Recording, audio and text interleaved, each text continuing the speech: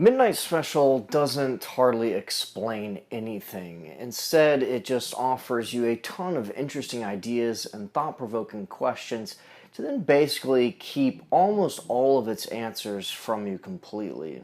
This is a hard kind of sci-fi of an extremely minimalist character, one that focuses only on the most essential information needed to propel the story forward. There is virtually no exposition, which can be just as risky as having too much, I think.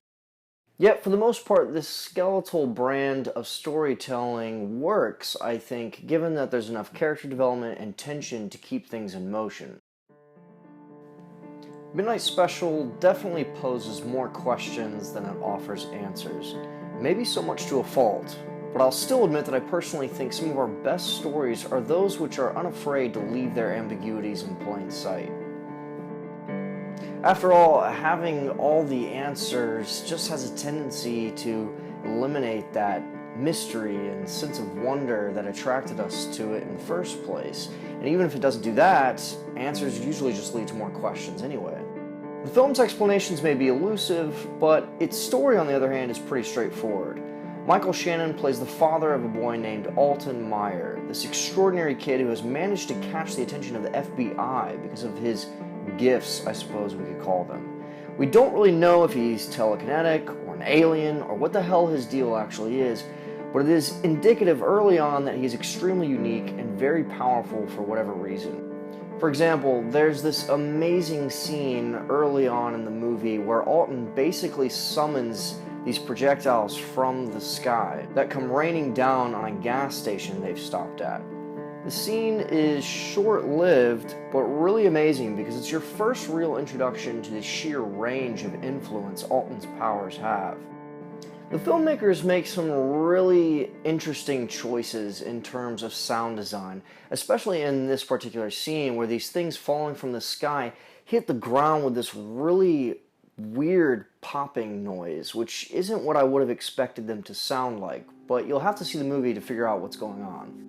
There's also a scene near the end of the movie I love where the group crashes through this wooden barrier in the road, a kind of instance where I think most action films or video games would treat as a very minor event, yet Nichols by contrast seems to relish these kinds of moments and renders them as realistically as he can. This moment is so fast, but also so cataclysmic that it almost hurts to watch just because the impact feels so real and forceful. There are plenty of times in Midnight Special where the action suddenly leaps from 0 to 100, and while I might not stay at that top speed for very long, that sudden shift in pace is just really exciting, I think. In terms of visual and audio effects, everything seems budgeted just enough to make them impressive and unique, but not so much to the point where Nichols would have been tempted to steer the attention too far away from the character development. And it's that middle ground that gives this movie its charming indie sci-fi simplicity. Because of this, it likes to alternate between its slower, more emotionally driven scenes, which I'd add are extremely well acted, to its more intense action-laden moments. To be honest, I think I would have preferred more of a steady crescendo of action instead of all this stopping and going and stopping and going. Personally, I love sci-fi that begins somewhat low-key, takes a little time to set the scene, and then just steadily intensifies over the last half or so until its climax. But there's really no reason every film should operate at the same pace, and if you happen to enjoy Jeff Nichols' previous movies, Mud and Take Shelter, especially the latter film, I can almost guarantee that you'll find plenty to appreciate in Midnight Special.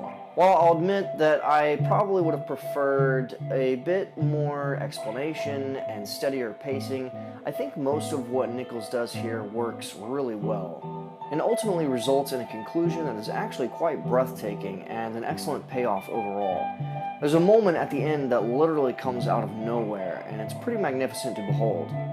Midnight Special is fun, thought-provoking, and stylishly done, and a fitting addition to a filmography from an artist that will only continue to get stronger with each film. Hey guys, thanks so much for taking the time to watch this video. I hope you enjoyed it, and if you happen to know anybody else that you think would get a kick out of it, then please feel free to share it with them. That tiny slice of your time could literally make a world of difference for me. The Grain is a very young channel, but one that will always be devoted to bringing you guys only the best film-related content. So if you happen to be a movie buff, or if you just like what you see, then please subscribe and stay tuned for more. Thanks, and I'll see you soon.